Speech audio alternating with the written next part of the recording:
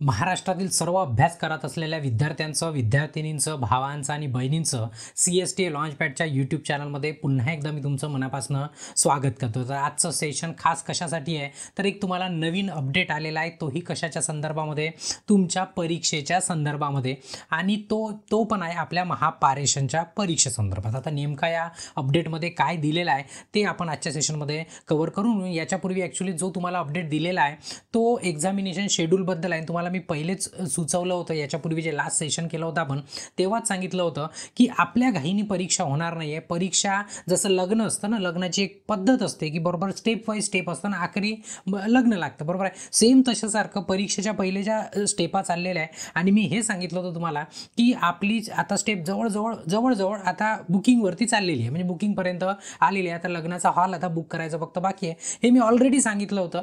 तरी आता नवीन अपडेट तुम्हाला कालच्या तारखेमध्ये दिसला. आणि पुन्हा एक तुम्हाला ॲडव्हान्समध्ये मी तुम्हाला सांगून ठेवतो की तुम्हाला 30 तारखेच्या पूर्वी पुन्हा महापारेषण आणि महावितरण दोघांचा किंवा दोघांपैकी एकांचा तुम्हाला एक पुन्हा नवीन अपडेट मिळणार. ॲडव्हान्समध्ये आत्ताच तुम्हाला सांगून ठेवतो. तर कशाचा रिलेटेड राहणार तोही अपडेट असणार परीक्षेच्या संदर्भामध्ये. तर आता हे सूत्रांच्या माहितीनुसारची माहिती आहे, तर जेव्हा येईल तेव्हा ती कन्फर्म होईल. सध्या आज जो अपडेट आलेला आहे त्या अपडेटमध्ये काय म्हटलेलं आहे ते तुम्हाला मी क्लिअरली सांगून देतो. बघा अपडेट काय आहे, तर examination schedule inquiry from candidate information. म्हणजे काय की विद्यार्थ्यांनी कॅम्पेन केलं होतं तुम्ही कशासाठी, की परीक्षाची तारीख घोषित करा. आणि मी तुम्हाला सांगितलं की 30 तारखेपर्यंत ऑलरेडी येण्याचे दाट शक्यता आहे.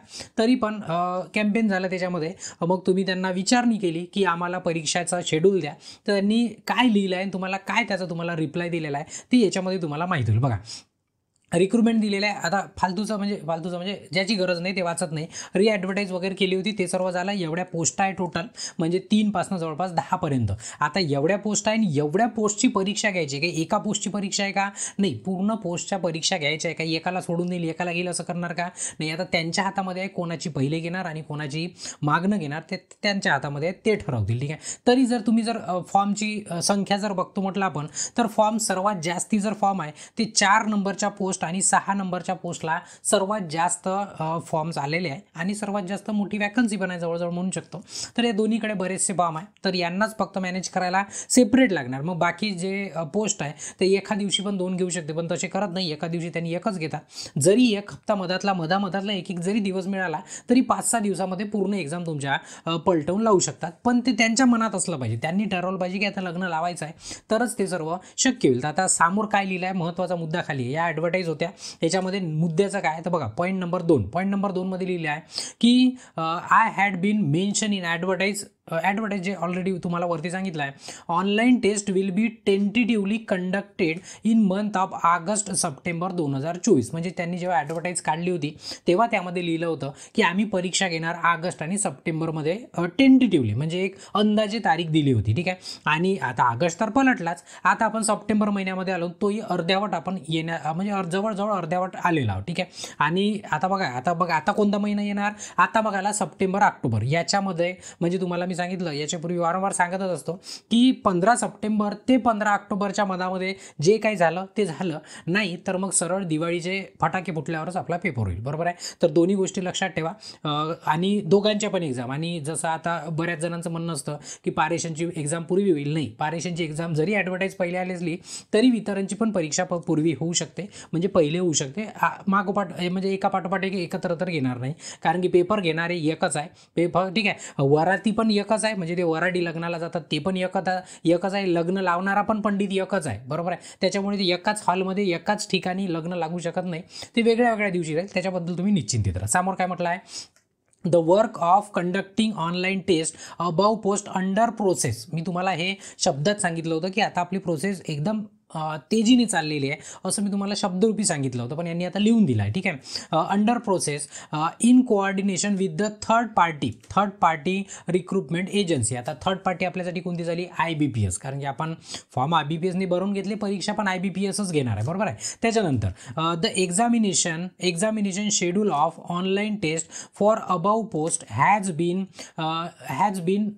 नॉट बीन आहे. ठीक आहे. हॅज नॉट बीन म्हणजे फायनलाइज, म्हणजे एक्झाम एक्झामची जे डेट आहे ते अजूनपर्यंत निश्चित नाही झाली आहे. निश्चितच नाही झाली, तुम्हाला सांगणारच कशी, बरोबर आहे. कारण की कसं आहे की जसं तुम्हाला पुन्हा लग्नाचंच उदाहरण देतो की लग्न करायचं असलं तरी पण याच्या भरपूर साऱ्या स्टेप असतात, भरपूर सारे लोक गुंतलेले असतात. म्हणजे काही एकटा फक्त नवरदेव नवरी नसलं म्हणजे लग्न लागणार आहे का? नाही, त्याच्यासाठी बरीचशी तयारी करावं लागते. तर ती तयारी चाललेली आहे, थांबलेली नाही आहे, चालूच आहे. जशी तुम्हाला डेट मिळाली तसंही थोडीशी सुकसुकाट झाली की तुम्हाला माहीत होऊन जाईल आणि होते ते माहिती देऊन देईल. पण त्याच्यासाठी तुम्हाला चॅनलवरती अपडेट राहावं लागेल. म्हणून नवीन असाल तर चॅनलला काय करा, सबस्क्राईब करा आणि बेल आयकॉनला पण ऑल नोटिफिकेशन ऑन करून ठेवा. कारण कसं आहे, जेव्हा काही मी अपडेट टाकला तुम्हाला त्याचा अपडेट यायला हवा. ठीक आहे. त्याच्यानंतर तिसऱ्या पॉईंटवरती म्हटलं आहे की तिसरा पॉईंट आता हा झाला. त्यांनी सांगितलं की सरळ आता काही तारीख दे आमच्याकडे, म्हणजे अजून तारीख नाही आहे, आमची तयारी चाललेली आहे. मग त्याच्यानंतर म्हटलं आहे की एक्झामिनेशन शेड्यूल जसा फायनल झाला तसा publish on the company website. आता कंपनी वेबसाईट म्हणजे कोणती, आता वितरण असो किंवा पारेषण असो,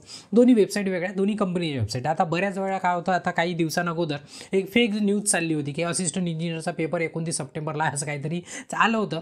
ते कुठं आलं, टेलिग्रामवर. आता बघा तुम्हाला सांगतो, टेलिग्रामवर काय आलं याच्याशी काही संबंध नाही, वेबसाईटवरती काय आलेलं आहे तेही ऑफिशियल, ते महत्त्वाचं आहे. आणि जसं वेबसाईटवरती काही आलं तर मी 100% अपडेट देतोच. तर ते अफवांच्या मागे लागायचं नाही. अफवा होते तिथपर्यंत म्हणजे पसरवायचेच नाही. त्यांनी काय होते, विद्यार्थी दुविधेत जातात, त्यांना मानसिक त्रास होतो, कधी तुमच्यासोबत पण होऊ शकतो. म्हणून तसं करायचं नाही, होते तिथपर्यंत. ठीक आहे. पटलं. मग कधी पाहायचं, कुठे माहिती होईल आपल्याला, कंपनीच्या वेबसाईटवरती जेव्हा राहील तेव्हा. आता हा अपडेट होता 9 सप्टेंबर 2024चा. ठीक आहे. तर हा अपडेट फक्त कशा संदर्भात, फक्त एवढं सांगायसाठी अपडेट होता की अजूनपर्यंत आमची तयारी चालू आहे, लग्नाची तयारी चाललेली आहे, पण अजूनपर्यंत लग्नाची तारीख फिक्स झालेली नाही. आम्ही लग्नाचा हॉल शोधत आहोत, हॉल मिळाला की मग आपण त्या लग्नाला म्हणजे लग्न आपण लावून टाकू, असं त्यांचं म्हणणं आहे.